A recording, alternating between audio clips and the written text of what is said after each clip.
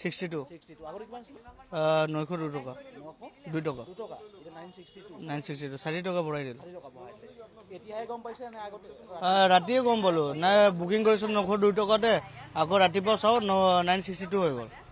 এতিয়া পইচাটো দিব লাগিছে দিবতো লাগিবই সিমানে চৰকাৰে কৈছিল কমাই দিব বুলি আকৌ বঢ়াই দিছে দামটো এনে কেনেকৈ চলিব মানুহবিলাক হয় নে নহয়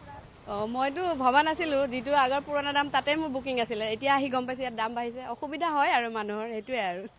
নিৰ্বাচন আগত আছে তাৰ নিৰ্বাচনৰ বিষয়ে এতিয়া কি ক'ম আৰু নিৰ্বাচনৰ আগত এই দাম বৃদ্ধি সেইটো হয়তো হয় অৱশ্যে সমস্যা এটা হৈছে নিৰ্বাচনৰ আগত সকলোৰে অসুবিধা হয়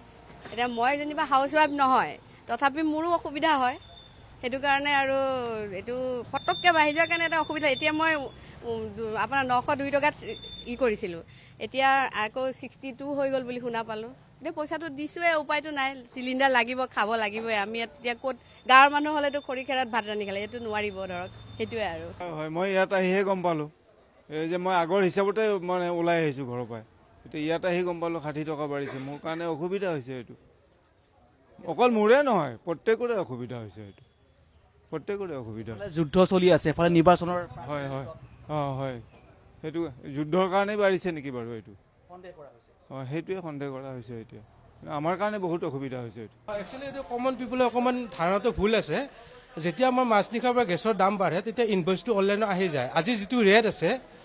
962 টকা অলৰেডি ইনভইচত আহি গৈছে তেখেতে কৈছে যোৱাকালি তেখেতে পে'মেণ্ট কৰিছে অনলাইনত যোৱাকালি তেখেতে প্ৰডাক্টটো লোৱা নাই যদি ইনকেছ তেখেতে যোৱাকালি যদি আজি যদি আমাৰ ৰেটটো যদি কমিলে হয় 900 পৰা 800 টকা হ'লে তেখেতে 800 টকা পে'মেণ্ট কৰিলে হ'লহেঁতেন কিন্তু কাষ্টমাৰৰ এইটো অকণমান ভুল ধাৰণা কিন্তু আমাৰ যিটো কাৰেণ্ট ৰেট সেইটোৱেই দিব লাগিব তেখেতে যদি কমিলে তেখেতে কমকৈ ঘূৰাই পালেহেঁতেন আৰু বাঢ়িছে কাৰণে তেখেতে বঢ়াই দিব লাগে এইটোৱেই তেওঁলোকে কৈছে তেওঁলোকে এটা যুক্তি দিছে যে তেওঁলোকে আপোনালোকে যি গেছ চিলিণ্ডাৰ যেতিয়া আনিছে আপোনালোকে পূৰ্বৰ দামতে আনিছে আপোনালোকে সেই অলপ বেছিকৈ লাভ লোৱাৰ কথা তেওঁলোকে কৈ আছে টকাটো কি আপোনালোকৰ সেইটো নহয় আপোনাৰ তেখেতসকলৰ কথাটো হ'ল তেখেতসকলে ইনভইচত কি পায় ইনভইচটোতো আমাৰ ডিষ্ট্ৰিবিউটৰ নাই এইটো অল আপোনাৰ যিটো প্ৰাইচ আছে আজি যিটো বাঢ়া প্ৰাইচ সেই প্ৰাইচটো ইনভইচত আহিছে ইনভইচত যদি তেখেতে যে 902 টকা পালেহেঁতেন তেখেতে কুৱেশ্যন কৰিব পাৰিলে হয় যে 902 টকা ঠাইত আপোনালোকে 962 টকা কিয় লৈছে কিন্তু তেখেতে ইনভইচত তেখেতে 962 টকাই ইনভইচ পাইছে আৰু যদি কমিলহেঁতেন তেখেতে কমাই দাঁতটো বা ইনভইচ পালেহেঁতেন অযথা তেখেতে বাক বিতণ্ডা কৰিছে এইটো তেখেতে বেলেগক সুধিছিল কাষ্টমাৰক সুধিছিল তেখেতে গম পাব এইটোৱেই